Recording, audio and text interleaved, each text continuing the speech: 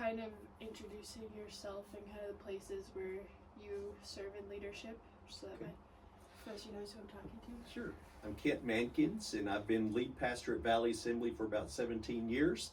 I've served at this church for about 31 years, and also serve as a general presbyter in the Assemblies of God for the General Council. Means I represent the Northwest region nationally, and have served on the Assemblies of God World Missions Board and Executive Presbytery in the Northwest Ministry Network, a number of things like that. Serve on Continental Theological Seminary's Board of Trustees as well.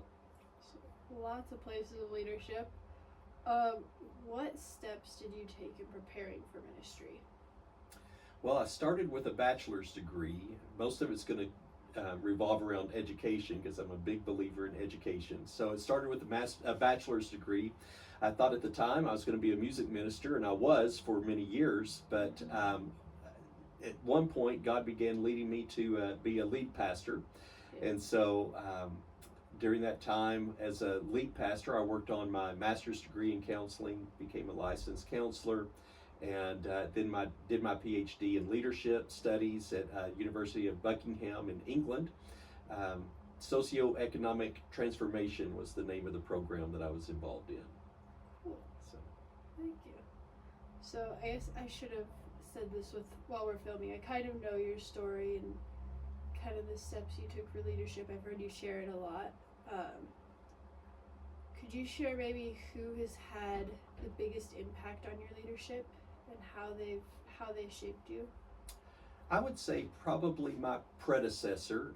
I worked for Pastor Al Holteen since 1993. So he pastored Valley Assembly, this church, for about 21 years, I believe, as lead pastor, and then served as my associate pastor when I became lead pastor. And so for many years, he was my boss and my spiritual father, my mentor, and he's probably had the most impact on my leadership as anyone from above anyone else. So yeah, that's cool. What is the biggest thing that he taught you?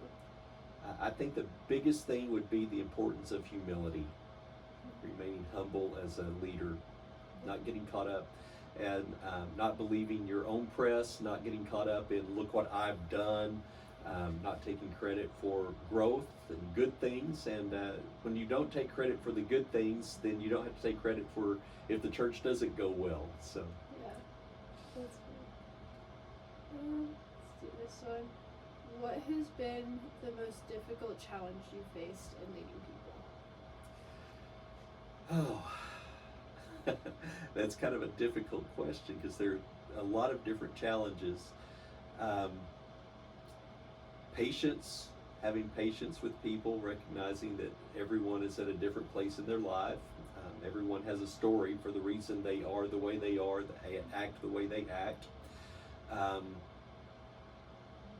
I think maybe that would be one of the top ones, is having patience with people and being able to put yourself into their shoes and not just making judgments based upon behavior, which is easy to do. You see somebody doing something that you would say is not a very smart or wise decision, and you see it, and they're having a hard time seeing it, and it's hard to not just say, "What are you thinking? That's just a stupid thing to do."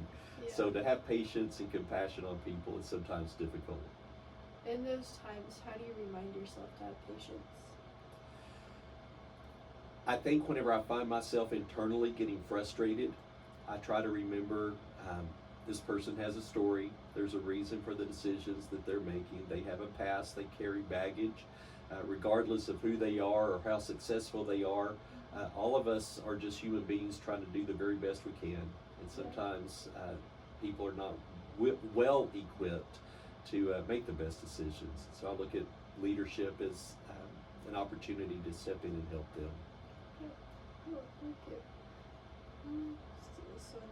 What has been the most rewarding thing in leadership? I think when you see people grow and see God transform them from the inside out, knowing that you had some small role to play in that is really encouraging. That's cool. How do you, I know you value how do you continue to grow both spiritually and intellectually? I am a believer in lifelong learning. As a counselor, I have to have continuing ed courses, a certain number of those every year. And so they kind of force you to. As a pastor, we don't require that, at least in our denomination. But what I do recognize is that it's important to continue reading, continue learning. So as you know, on our staff, we read a book over a series of weeks or months, and then we discuss